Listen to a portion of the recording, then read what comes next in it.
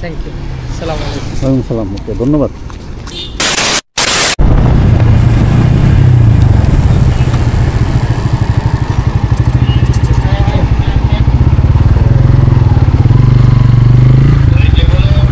কাগজগুলো একটা কাইন্ডলি দিলাম।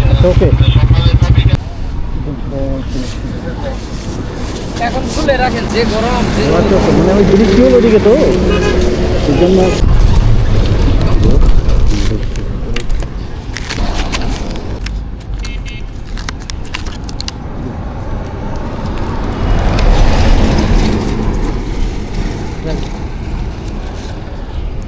Thank you.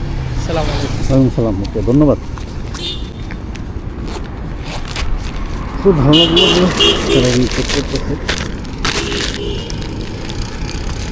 অনেকদিন পর পুলিশের করলাম।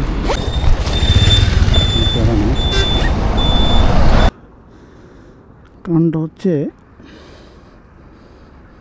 ওনার মনে হয় সমস্যা, একজনের যোগ একজনের মনে হয় সমস্যা।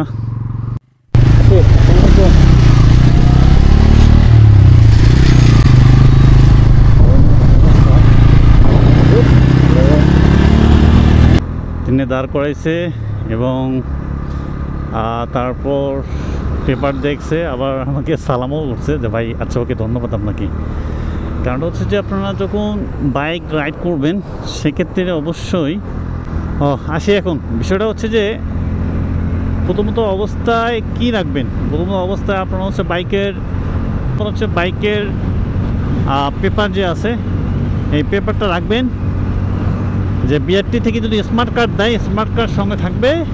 স্মার্ট কার্ড যদি না দেয় একটা স্লিপ থাকবে, বাইকের একটা স্লিপ থাকবে, এটা হলে হবে। ওকে। দ্বিতীয় নম্বর হচ্ছে যে ট্যাক্স টোকেন আপনাদেরকে 100% থাকতে হবে। এবং তৃতীয় নম্বর হচ্ছে ড্রাইভিং লাইসেন্স। যদি আপনাদের ড্রাইভিং লাইসেন্স না থাকে তাহলে 10,000 টাকা জরিমানা ভুগতে পারেন, মামলা। তো এই হচ্ছে বিষয়টা। তো সুতরাং হচ্ছে আপনারা এই পেপারগুলো যদি নিয়ে রাস্তায় বাইর হন তাহলে আপনাদেরকে কোনো পুলিশ মামলা দিতে পারবে না। এবং হেলমেট আপনাদেরকে দুজনকে থাকতে হবে। আর যদি হেলমেট যদি না থাকে সেক্ষেত্রে তো মামলা খাবেনই। পেপার যতই আপনাদের ঠিকঠাক অবশ্যই আপনারা মামলা খাবেন। ওভার স্পিড হলেও মামলা খাবেন, পেপার যত ঠিকঠাক। কিন্তু অবশ্যই আপনাদেরকে এগুলো আপনাদের কাছে থাকতে হবে। তো অনেকদিন পর পুলিশের হাতে আর কি পড়লাম। প্রায় বাইক কেনার পর থেকে মাত্র মনে হয় মেবি 2 বার পুলিশ আমাকে চেক করছে। প্রায় 1 বছর 1.5 বছরের মধ্যে 2 বার। যাই হোক, পুলিশ চেক করুক, তাদের এটা ডিউটি, তারা এটা করবে। আমি আমার কাজ করব, তাদেরকে পেপার দেখাবো এবং দেন রাইড করা শুরু করব।